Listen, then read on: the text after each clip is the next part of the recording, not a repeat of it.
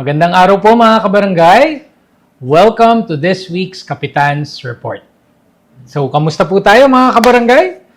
Sana lahat po tayo ay maayos ang kalagayan. Siyempre, malusog ang ating pangangatawan.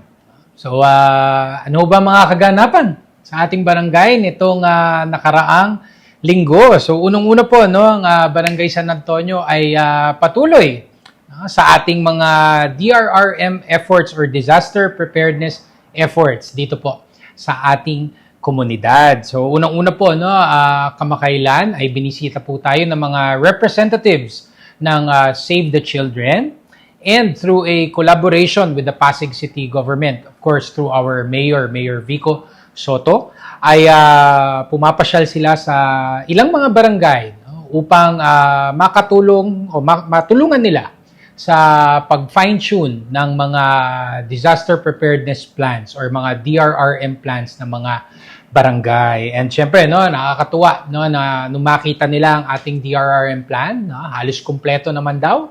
Syempre, may mga ilang updating lang na kinakailangan pong gawin at gayon din, pagpapolish ba o para gawing mas pulido pa ang ating mga DRRM plan. So again, ako'y nagpapasalamat sa representatives ng Save the Children.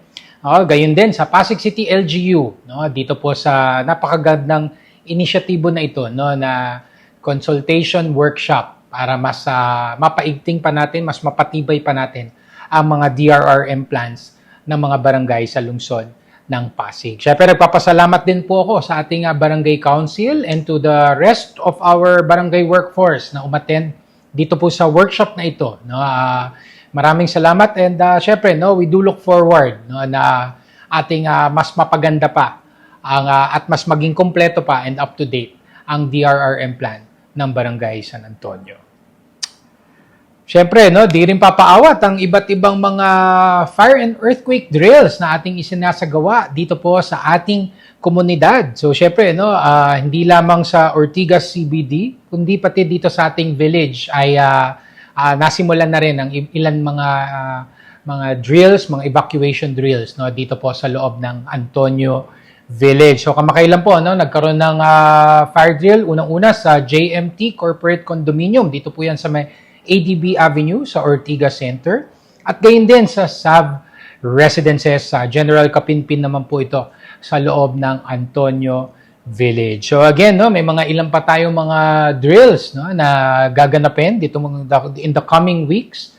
Natanggap na rin natin sa ating tanggapan ang kanilang mga sulat para magkaroon na ng coordination meeting sa isasagawang mga fire and evacuation drill sa kanilang mga properties. So syempre, ang aking paghikayat sa ating mga stakeholders pa na patuloy lang makipag-ugnayan po sa ating barangay and sa Bureau of Fire Protection para sa ating maayos na compliance at pagdaraos ng mga fire and earthquake drills sa ating mga properties. So syempre, maraming salamat sa ating DRRM team, of course, led by Kagawad Melvin Villaruz.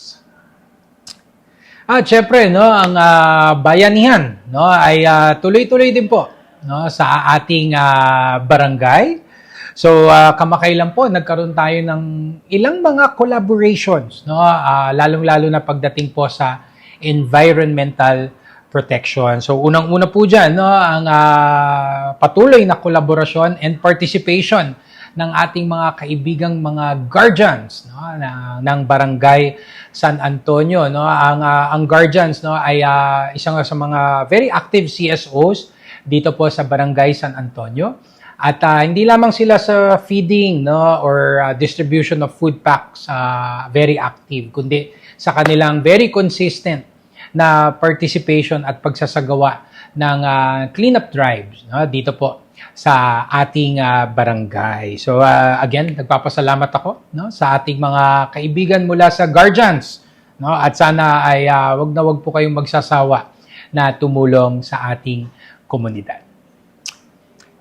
Kamakailan, nagkaroon din tayo ng Memorandum of Agreement signing at gayon din ng turnover of donation na used coffee grounds mula po sa Joy Nostalge. So, ang Joy Nostalge po ay isa sa mga pangunahing hotels na matatagpuan sa Barangay San Antonio at naging layunin nila or objektibo nila na makatulong sa ating barangay sa pamamagitan ng pagtulong sa protection ng ating environment. Ang Joy Nostalge ay collaborator na natin sa iba't ibang mga aspeto ng serbisyo dito sa ating komunidad. And yung environmental protection is another aspect that they want to explore. So kaya naman nila naisip na through their food and beverage department ay kanilang ma-donate sa atin ang mga used coffee grounds na alam naman po natin ay pwedeng gamitin bilang natural fertilizer. So itong mga coffee grounds magagamit natin sa ating urban garden at gayon din sa mga iba nating mga gardening activities dito po sa ating barangay. Syempre, nakasama din natin during the turnover si Kagawad Justin Galang, ang ating Committee Co-Chair on Environmental Protection. At syempre, nagpapasalamat din ako kay Kagawad Venus Laput, ang ating Committee Co-Chair on Tourism, na talagang siyang mga nakakausap talaga sa ating hotel industry dito sa ating barangay.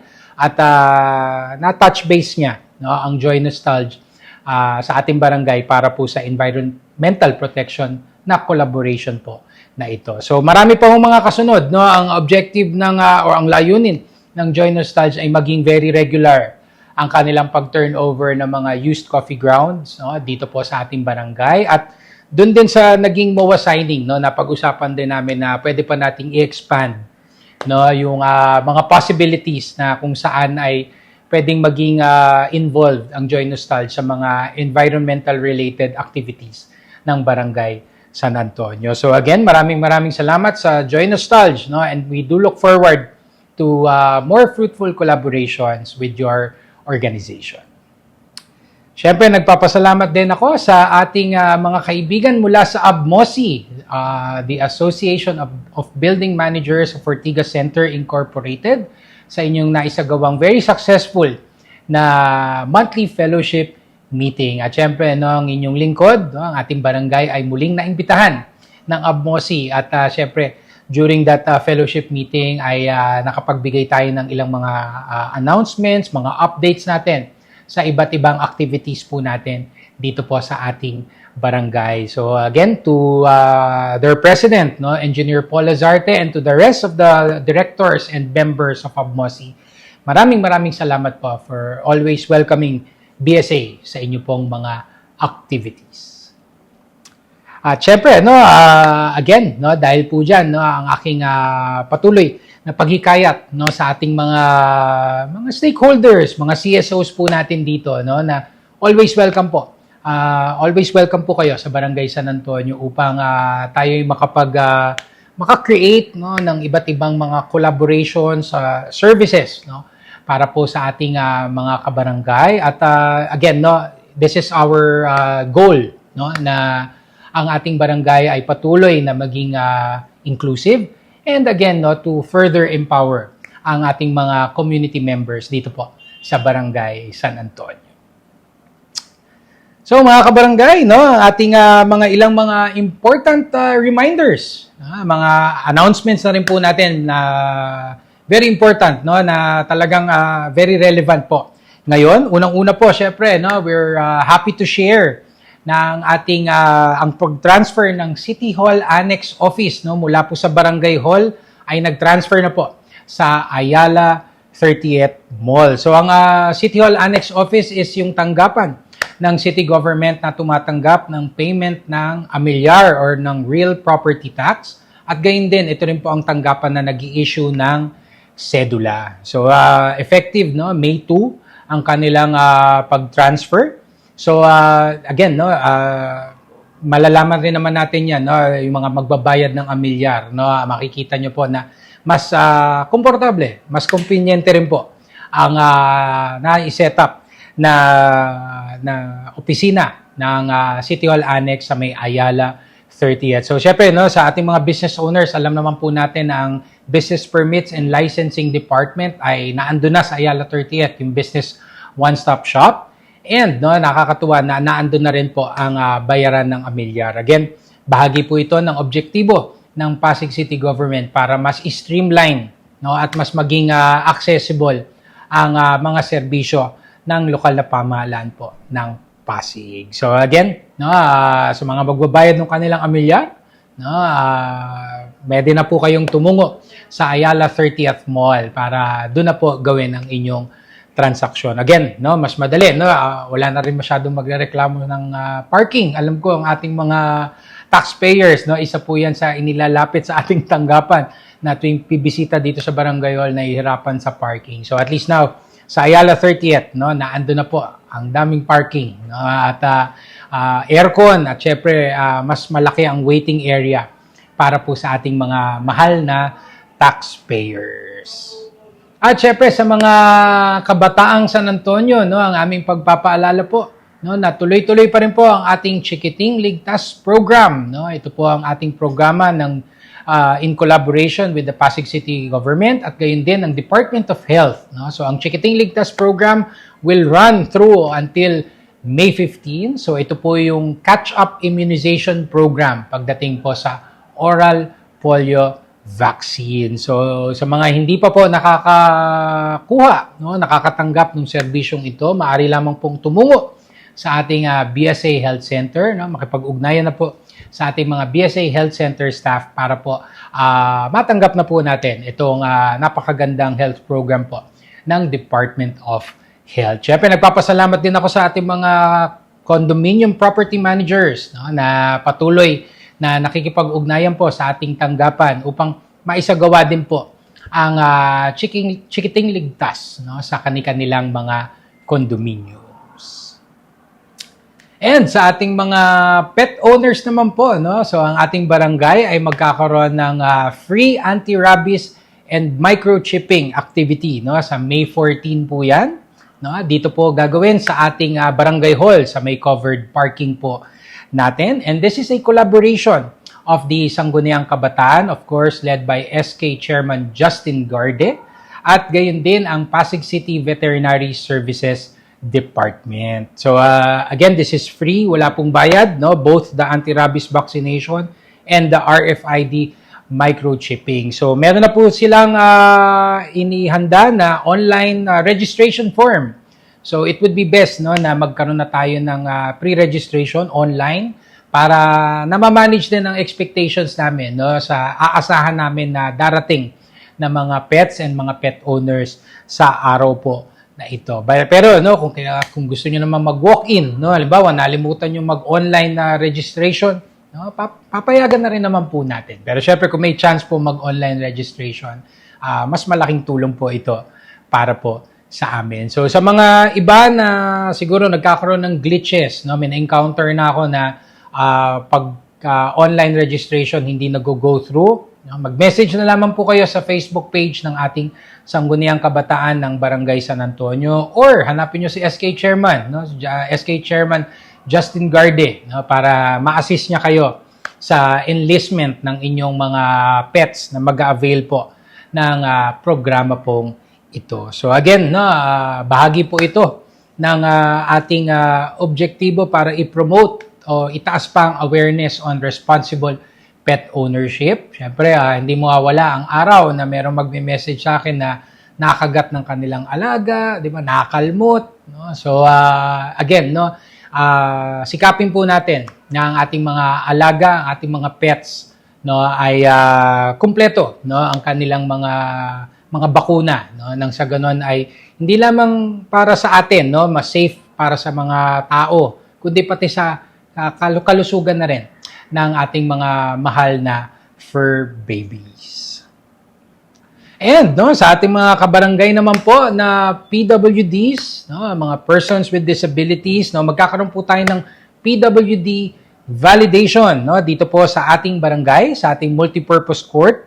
Ito po ay gaganapin sa May 15 and May 16. No? So again, sana po sa ating mga kabarangay na PWD card holders, no, sana po paglaanan po natin ito ng oras, no, at panahon. No? Naalala ko dati, nung isinagawa itong validation, may mga ilan na yun, whether busy sila siguro, nag-conflict sa schedule, or yung iba talagang in-ignore no, na ang pagpunta sa validation. So, pagdating ng pamaskong handog, yun, wala yung pangalan nila.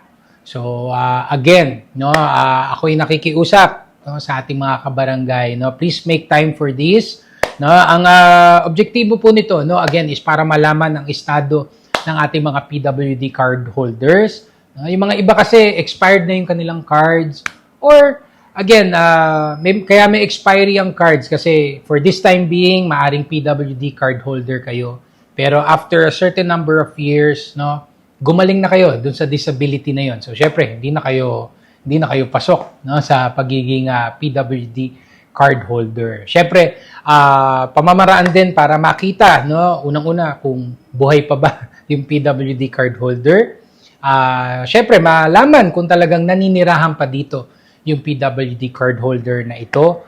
At no, pinaka-importante sa lahat, nasabi ko na rin kanina, no, yung pagtanggap ng ilan sa mga benepisyo no, mula sa ating lokal na pamahalaan ng Pasig, gayon din sa national government. So, andyan na yung mga ayuda, cash gift, pamaskong handog. So again, without the validation, maaring mawala po tayo sa official list o sa official database po ng ating city government. So again, no, ako'y patuloy ang paghihikayat ko po sa inyo no, na please do attend this validation. Again, meron na po tayong mga materials o mga collats na pinost na po natin sa ating social media pages para po guided po kayo no, sa inyong gagawin sa araw po ng validation. No? Or di kaya, no, pumasyal na lamang kayo sa aming tanggapan no, sa ating barangay hall. Hanapin po natin si Richard Ancheta or si Berna Binarao no, para mabigyan kayo ng guidance, no, mabigyan din kayo ng mga suggestions, advice no, pagdating po sa PWD validation ng ating lokal na pamahalaan ng Pasig. And of course, no, sa ating mga kabarangay, ang aking patuloy na pag-anyaya po sa inyong lahat to please like and follow our official Facebook pages. Please subscribe to our YouTube channel. Please join our Viber community group and please do regularly visit our official website, sanantonio.pasigcity.gov.ph para lagi po tayong updated, no? Alam natin ang mga nangyayari, no, dito po sa ating barangay. So again, ako ay nagpapasalamat sa ating mga katuwang sa pagseserbisyo, ang ating mga mahal na barangay employees, the barangay council, the SK council, the social media team, maraming salamat sa inyo. Of course, sa ating mga benefactors, donors, yan, mga collaborators natin, no, na-report na natin kanina, talagang nakakatuwa na patuloy no, ang iba't ibang mga kolaborasyon na nagaganap dito po sa ating barangay. And of course, most importantly, sa ating mga mahal na constituents, mga kabarangay po natin, mga netizens po natin, no, sa inyong patuloy na pakikipag-ugnayan, no? Again, the trust and confidence na inyong ipinagkakaloob sa ating barangay. Maraming salamat po sa inyo. So, syempre, again, ang aking pagpapasalamat po sa inyong lahat, sa inyong pakikinig. And rest assured that BSA will continue to do its best upang ihatid po ang tunay na service with a smile para po sa ating komunidad. So, sa ating mga kabarangay, patuloy lamang po tayo sa pagdarasal. No? Pagdasal naman natin na umulan ng konti, no? Di ba?